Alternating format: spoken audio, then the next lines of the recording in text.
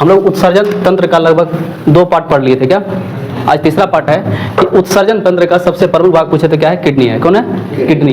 Kidney बोले, वृक्क बोले या गुर्दा बोले, इसी को बोला जाता है। ठीक है, देखिए उत्सर्जन तंत्र किससे किससे मिलकर बनता है? त्वचा से। हम यहाँ त्वचा पढ़ा है आप लोग को? नहीं, ये हम लोग सेंस ऑर्गन में पढ़ेंगे। ठीक है, आँख, कान, नाक, जीभ, त्वचा, 5 चीज आता है ना। तो हम कहाँ पढ़ेंगे? जब ऑर्गन चैप्टर पढ़ेंगे उसमें 5 चीज पढ़ लेंगे। ठीक है, फेफड़ा पढ़ लिए हैं, श्वसन में पढ़े थे ना फेफड़ा के बारे में। आँख पढ़े थे किसमें? किससे पढ़े बताओ? पाचन तंत्र में। यकृत भी पढ़ लिए थे। अब हमको किसको पढ़ना है? वृक्क को। क्या सबका फिर बता दें? त्वचा भी बता दें? नहीं ना, तो सबका अलग अलग काम होता है। और हमको इसमें उत्सर्जन तंत्र में स्पेशली किसको पढ़ना है? वृक्क को। इसीलिए हम केवल किसको बता रहे हैं? वृक्क को। हालांकि ये सभी चीज़ को बताना इसमें अनिवार्य है, लेकिन हम इसमें नहीं बता रहे। क्यों? क्योंकि ये सभी चीज़ अलग अलग पार्ट में हम लोग पढ़ेंगे। ठीक है, कि वृक्क की संरचना किस टाइप की होती है? इसकी संरचना तो बोलना ये सेम के बीज के आकार का। सेम के बीज के आकार सेम होता है, देखो ना, हम लोग सब्जी बनाते हैं, उसका जो उखाड़ते हैं तो उसके अंदर क्या होता है? बीज होता है। उसी के आकार की क्या होता है? वृक्क। ठीक है, वृक्क का जो डायग्राम है इस तरह से है। ठीक है, ये वृक्क हो गया। पूछेगा एक जोड़ा या दो? एक जोड़ा या दो? इसकी संख्या कितनी होती है? एक जोड़ा बोले या दो होती है? दोनों वृक्क है। अब वृक्क किसका निर्माण करता है? जल्दी बताओ। यूरिन का। किसका निर्माण करेगा? यूरिन का। और ये यूरिन कोई ना कोई एक मार्ग के माध्यम से कहाँ आएगा? मूत्र मार्ग में। ठीक है, इसको ब्लैडर बोलते हैं, यूरिन ब्लैडर। ठीक है, इसको क्या बोलते हैं? मूत्राशय। तो बोलेंगे अधिवृक्क जो है, वृक्क का कौन कौन भाग हो गया? मूत्रवाहिनी, मूत्राशय और मूत्र मार्ग। जब यहाँ बन करके आएगा तो ये इधर से यहाँ लेकर आएगा और इधर से यहाँ लेकर आएगा, और यहाँ क्या हो जाएगा? स्टोर हो जाएगा। और इसका जो माप होता है ये कितना तक एडजस्ट कर सकता है? 500 ml, यानी कि ½ लीटर के आसपास। समझ गए? बात समझे कि नहीं? देखो 500 ml तक ये क्या कर सकता है? स्टोर कर सकता है। इससे अधिक नहीं छपा, इसमें बचा सकते हैं। ठीक है, और ये मूत्र मार्ग के द्वारा हम क्या कर सकते हैं? इसको उत्सर्जित कर सकते हैं। कोई डाउट है इसमें? लेकिन इसको हमको देखने से इसका ज्ञान नहीं मिलेगा। हमको देखना इसका कोई भी एक भाग ले लिए। जब हम एक भाग को निकाले हैं, ये वाला भाग इस तरह से थोड़ा खुरदुरा टाइप का होता है और इसमें डिजाइन बनी होती है। ठीक है, ये है सबसे बाहरी भाग। किसका बाहरी भाग है? वृक्क का। जब इस बाहरी भाग को देखें इसको बोलते हैं कार्टेक्स। क्या बोलते हैं? इंग्लिश में याद करना है। वृक्क का सबसे बाहरी भाग। और जब ये इसी के अंदर जाएगा ना, यूरिन बनेगा तो अमोनिया जाता है ना अंदर, तो ये इसको बोलते हैं रेनाल हीलियम। क्या बोलते हैं? Renal helium. तो इसको प्रवेश द्वार कहते हैं। गेट हो गया इसका, तो प्रवेश द्वार क्या हो गया? Renal helium. बाहरी भाग कार्टेक्स, बीच का भाग मेडुला। बीच का भाग कौन है? मेडुला। बीच को क्या बोलते हैं? मध्य बोलते हैं, मौ से मेडुला। बाहर में कार्टेक्स, प्रवेश द्वार रेनाल हीलियम। Renal helium. समझ गए? याद हो गया कि नहीं? तो वृक्क की संरचना हो गई। जब इसके अंदर जांच किया गया, देखा गया, इसको जब जूम कर किया गया, इसमें बहुत सारी छोटी छोटी इकाइयां मिली, जिसको बोलते हैं शंक्वाकार या पिरामिड टाइप का। पिरामिड इस तरह का कोई भी ढांचा होता है त्रिभुज आकार के, उसको बोलते हैं पिरामिड। त्रिभुज होता क्या है? त्रिभुज को हम एक ही साइड से देख सकते हैं या 2 साइड से, लेकिन पिरामिड को हम तीनों साइड से देख सकते हैं। इसीलिए इसको कहते हैं 3D पिक्चर। 3D पिक्चर उसे कहते हैं जिसको हम एक जगह खड़े हैं उसका हम तीनों पोर्शन देख सकते हैं। ठीक है, जैसे हमको इस रूम को देखना बाहर से तो हम केवल एक ही भाग देख सकते हैं ना। तो जिस तरह की आकृति जिसको हम तीनों साइड एक बार में देख सकते हैं उसे क्या कहते हैं? 3D picture. तो ये क्या है? पिरामिड आकार की। कहाँ देखा गया? वृक्क के अंदर जब जूम किया गया तो पिरामिड आकार की इसकी संरचना दिखाएंगे हम लोग। जूम करके देखा गया, उससे कहा गया नेफ्रॉन।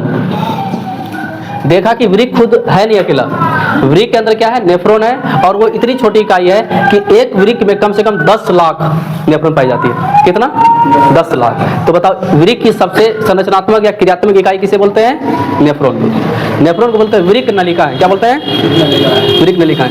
समझ में आ रहा है सबको? बायोलॉजी समझ में आ रहा ना? यहाँ तक बता, कोई डाउट है? बताइए। वृक्क का क्या काम है? यूरिन का उत्सर्जन करना। ठीक है, अब वृक्क का जब प्रवेश द्वार होता है उसे क्या बोलते हैं? देखना नहीं है, रेनाल हीलियम। प्रवेश द्वार क्या है? मध्य भाग मेडुला, बाहरी भाग कार्टेक्स। बाहरी भाग क्या होता है? ये जो देखोगे ना, तो कोई भी चीज़ के बाहरी परत में कुछ ना कुछ सटा होता है। जैसे नया मोबाइल खरीदते हैं, उसमें ऊपर में क्या होता है? प्लास्टिक चढ़ा होता है। किताब में प्लास्टिक चढ़ी होती है। उसी तरह से उसको जब बोलते हैं झिल्ली, क्या बोलते हैं? वो झिल्ली है पेरिटोनियम। इसके साइड में क्या रहेगा? झिल्ली बनी होती है ताकि इसको सुरक्षा का काम कर सके। इसे बोलते हैं पेरिटोनियम। क्या बोलते हैं? पेरिटोनियम। याद हुआ कि नहीं हुआ? मानव शरीर में कितने किडनी? एक टूट फूट जाए या खराब हो जाए मर जाएगा आदमी? नहीं मरता है। तो किडनी अगर एक खराब हो जाए तो एक से हम काम चला सकते हैं, एक को डोनेट कर सकते हैं, समझ गए? अगर किसी व्यक्ति की मौत हो जाए, अगर दूसरे व्यक्ति को किडनी लेना हो, उसको 24 से 48 घंटे के अंदर अंदर किडनी को ट्रांसप्लांट करानी पड़ती है। उससे ज़्यादा समय हो जाए तो ये किडनी डेथ हो जाती है, ठीक है? बात समझे? जैसे किसी का एक्सीडेंट हो गया, उसका मौत हो गया, लेकिन किडनी क्या है? अभी तक जीवित है। किडनी को कितने घंटे के अंदर हम उसको दे सकते हैं दूसरे व्यक्ति को? किसी की जान बचानी है तो एक तो चले गया, लेकिन उसकी वजह से दूसरे का जान बच सकता है। इसीलिए कहते हैं कि अपना पार्ट्स को क्या कर दें? अंगों को डोनेट कर सकते हैं, ठीक है? चीज पूछेगा, इसके प्रमुख अंग पूछे तो मूत्रवाहिनी, मूत्राशय और मूत्रमार्ग। हो गया? अब थोड़ा सा वृक्क का हम अभी चर्चा किए थे, इसको समझ लेते हैं। वृक्क के अध्ययन को, वृक्क अगर हमको पढ़ना है, वृक्क के बारे में जानकारी लेनी है, जिसको बोलते हैं नेफ्रोलॉजी। क्या बोलते हैं? नेफ्रोलॉजी। और इसके डॉक्टर को बोलते हैं नेफ्रोलॉजिस्ट। जब भी इसके लास्ट में IST लग जाए वो क्या होता है? इसके डॉक्टर। अगर हम इसको पढ़ रहे हैं तो ये कौन सा अध्ययन कर रहे हैं? नेफ्रोलॉजी, ठीक है? जैसे हम लोग 10 क्लास में पढ़ते थे, मैट्रिकुलेशन बोलते हैं ना, मैट्रिक कर रहे हैं, मैट्रिक में तो समझ जाएगा सबकी 10 क्लास में। उसी तरह नेफ्रोलॉजी बोल देगा तो क्या चीज समझ में आएगा कि इसने किसका पढ़ाई कर रही है? वृक्क का। इसके डॉक्टर को नेफ्रोलॉजिस्ट, जैसे दांत के डॉक्टर को डेंटिस्ट।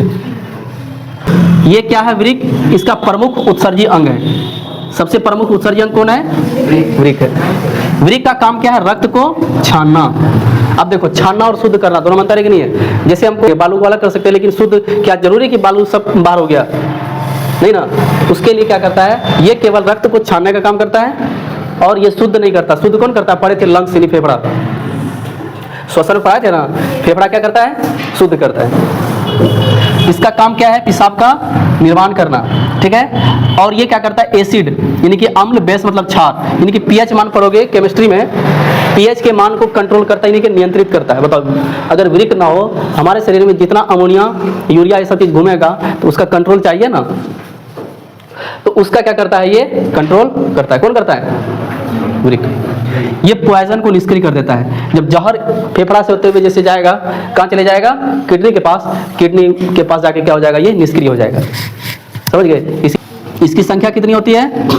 वृक्क क्या को दिख रहा है? 2 ना। ऑप्शन देख के टिक मारना। एक जोड़ा बोले तो एक देख के घबराना नहीं है। एक है, लोग 2 जोड़ा मार देते हैं। 4 को हो गया। क्या हो गया? 4 को। अपना इसका वजन होता है एक का 140 ग्राम। वजन कितना होता है? 100, लगभग 150 ग्राम के आसपास। बताओ हमारे शरीर में कितना पार्ट हो जाए? कितना वजन होता है? और हृदय का बताते हैं, बंद मुट्ठी के समान, इस तरह इतनी होते हैं। अगर इसमें उंगली का चोट लग जाए, हार्ट ये हृदय में, मौत हो सकती है। मशीन बंद हो गया तो सब लाइट उठ खत्म, तार बल्ब एकदम खत्म हो जाएंगे, ठीक है? इसका वजन कितना है? 140 ग्राम। इसके बाहरी भाग को कार्टेक्स कहते हैं, सी लिखे शॉर्टकट। इसके आंतरिक भाग को, इसकी इकाई नेफ्रॉन या वृक्क नलिका है, सब पढ़ा दिए इधर। इसकी झिल्ली किसकी बनी होती है? पेरिटोनियम। इसका आकार सेम के है, वाला चीज नया है। इसकी लंबाई 10 सेंटीमीटर होती है, एक स्केल के बराबर। स्केल 12 सेंटीमीटर होता है ना, है कि नहीं? तो एक स्केल के लगभग बराबर हो गया लंबाई। चौड़ाई 5 से 6। इसका आधा कर देना, उसका आधा कर देना, ये याद हो जाएगा ना? समझे?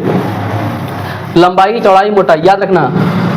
लंबाई, चौड़ाई और मोटाई। इधर ये सीरियल याद होना चाहिए सीरीज में। ये 10 है तो इसका आधा 5 से 6। 5 है तो 2.5 से 4। अरे 5 है, ये वहाँ ले लिए तो यहाँ 4 लेंगे ना। सांख्यिकी में पढ़े ना, जो लिए वो नहीं लेते वहाँ पे। तो ये याद रखना, इसमें फंसा देगा, हम ही फंसा देंगे एग्जाम में। तब ट्रिक भी बता दिए हैं कहाँ फंस सकते हो तुम लोग, ठीक? यहाँ फंस सकते हो। क्यों? कन्फ्यूजन रहेगा, चौड़ाई ये है कि ये है, लंबाई ये है कि ये है, तो सबसे ज़्यादा क्या हो? लंबाई हो गया।